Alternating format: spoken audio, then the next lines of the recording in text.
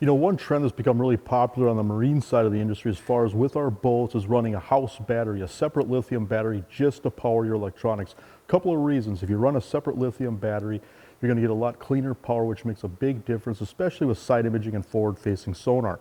And the other thing is that some of these new forward-facing sonar units draw so much power that if you hook it up to your cranking battery, if you leave it on, you could have a dead battery by the end of the day. And so it just gives you peace of mind where you run all your electronics off a separate battery, then you have a cranking battery just devoted to starting your motor, then running the accessories and bilges, live wells, things of that nature in your boat. But one thing we're starting to see is that adaptation in ice fishing. And I first saw it in people using snow bears, for example. They're running live scope or they're running active target in their snow bear, and they want to have a separate battery because, again, you don't want to be out in the middle of the lake in the wintertime with a dead battery.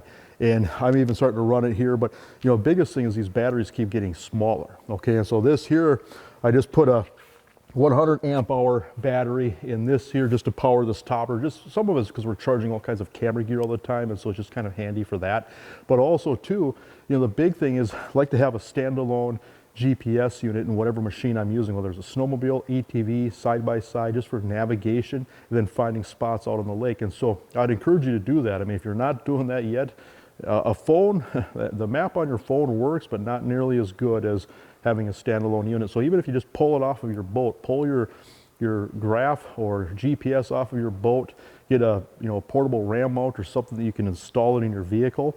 And then if you just even run there's a plug-in adapter where you can just run into like a cigarette plug-in just to power your unit. Okay, but again, if you're on a snowmobile, for example, you're out in the middle of some remote lake in Ontario and you leave your GPS on, it can be big problems, especially with some of these machines that you can't pull start. Okay, if you're using a machine that you can pull start, a little bit of peace of mind, but a lot of these machines, whether it's a side-by-side or like my Bearcat snowmobile, you're not pull starting that. Okay, and so we're starting to run separate batteries just to power our units that are mounted to the machine, especially GPS. Okay, and so a couple of things, I've got 100 amp hour in this just because I have the room to fit it, but even like this 50 amp hour, I mean, you see how small that is? I mean, this will run forward-facing sonar for 3 days. So just gives you peace of mind. But if you can take a 32 amp hour or even a 15 amp hour or a 50 amp hour and figure out room on your machine, it's a pretty smart move. And I'm starting to see more and more ice anglers doing that all the time